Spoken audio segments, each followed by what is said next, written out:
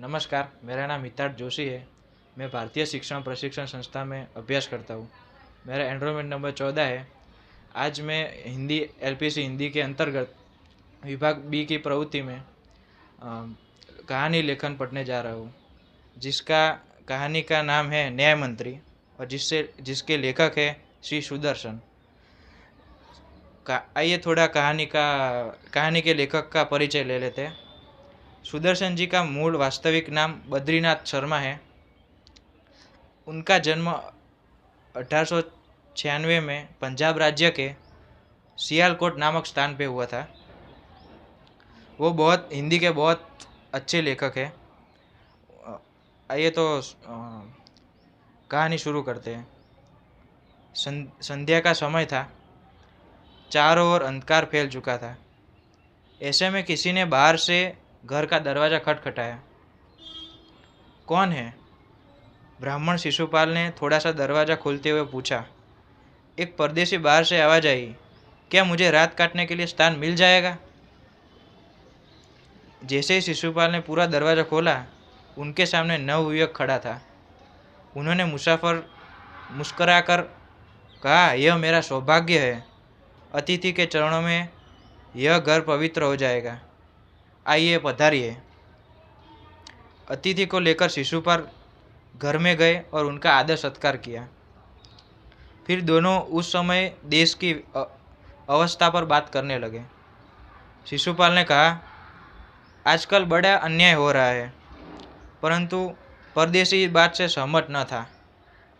यह बोला, दोष निकालना तो सुगम है, परंतु कुछ करके दिखाना कठिन है।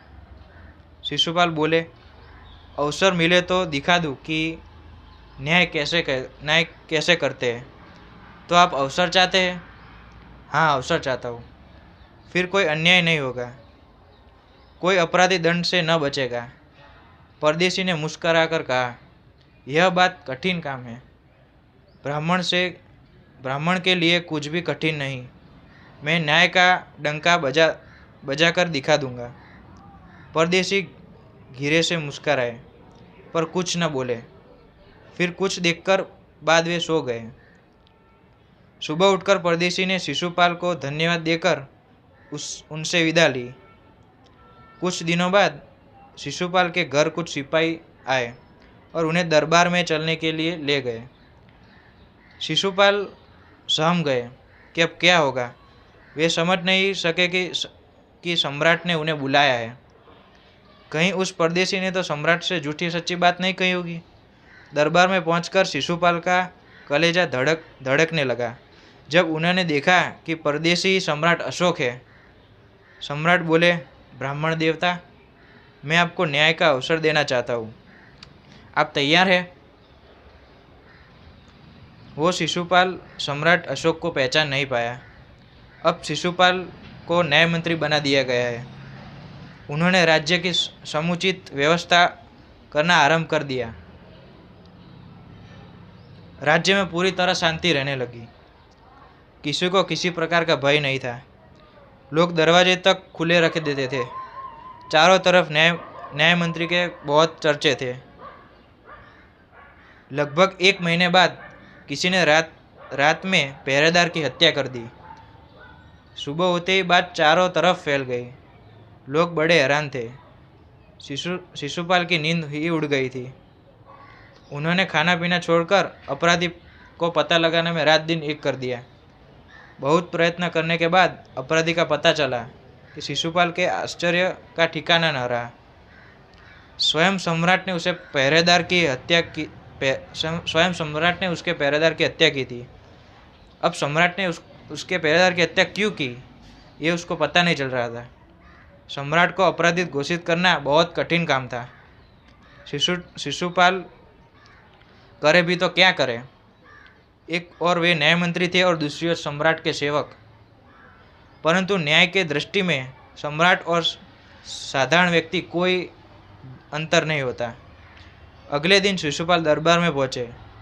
सम्राट अशोक सिंहासन पर बैठे थे। आते ही उन्होंने शिशुपाल से पूछा, अपराधी का पता चला? न्याय मंत्री ने साहसपूर्वक कहा, जी हाँ, चल गया। तो फिर उसे उपस्थित करो। न्याय मंत्री कुछ रुके, फिर उन्हें उच्च अधिकारी को संकेत करते हुए बोला, धनवीर, इन्हें गिरफ्तार कर दो, मैं आज्ञा देता हूँ। दरबार में निशब्दता छा गई। सम्राट का चेहरा क्रोध से लाल हो गया। वे सिंहासन से बड़े से खड़े हो गए और बोले, इतना साहस? न्यायमंत्री ने ऐसा भाव प्रकट किया जैसे कुछ सुना ही ना हो। उन्होंने अपने शब्द को फिर दोहराया, धनवीर, देखते क्या हो, अपराधी को गिरफ्तार करो। दूसरे ही क्षण सम्राट ने हाथों में हथकड़ी पड़ गई। न्यायमंत्री ने कहा, अशोक, तुम पर पहरेदार की हत्या का आरोप लगता है, तुम इसका क्या उत्तर देते हो? अपना मत व्यक्त करो। सम्राट होठ काट कर बोले, न्यायमंत्री, तो तुम अपराध स्वीकार करते हो? हाँ, मैंने उसे मारा अवश्य है, पर उद्दंडता था। सम्राट का उत्तर था, वह उद्दंड था या नहीं? तुमने एक राजकर्मचारी की हत्या की है, तुम अपराधी हो, तुम्हें मृत्युदंड दिया जाता है। सभा में सन्नाटा छा गया। न्यायमंत्री का निर्णय सुन सम्राट ने सिर झुका लिया तो स्वयं शिशुपाल की परीक्षा में सफल हो गए। सम्राट का हृदय ऐसे व्यक्ति को पाकर गदगद हो रहा था। तभी न्यायमंत्री का संकेत पाकर एक कर्मचारी सम्राट अशोक की सोने की मूर्ति लेकर उपस्थित हो गया। न्यायमंत्री ने खड़े होकर कहा, सज्जनों, यह सच है कि मैं न्यायमंत्री हूँ। यह भी सच है कि अपराधी को दंड मिलना जरूरी है, परंतु अपराधी कोई और नहीं, स्वयं सम्राट है। शास्त्रों में राजा को ईश्वर का रूप माना गया है, इसलिए ईश्वर को दंड नहीं दे सकते।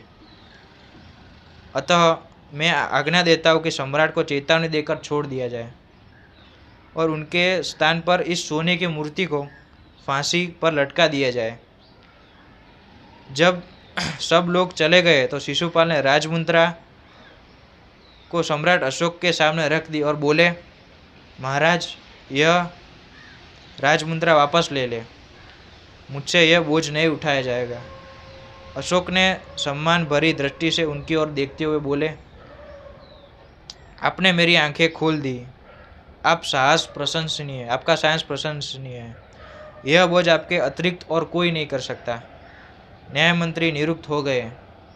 यहाँ पे कहानी का अंत आता है और इस कहानी के द्वारा एक सच्चा न्याय कैसे हो सकता है और वो राज्य में बसा हुआ हर एक नागरिक जान सकता है, और यदि उसको मौका मिले तो वो अपनी क्षमता के कारण, चाहे वो कोई भी जाति का हो, कोई भी धर्म का हो या कोई भी वर्ण का हो, वो अपना मत व्यक्त कर सके तो वो अपनी काबिलियत दिखा सकता है और न्याय कर सकता है। धन्यवाद।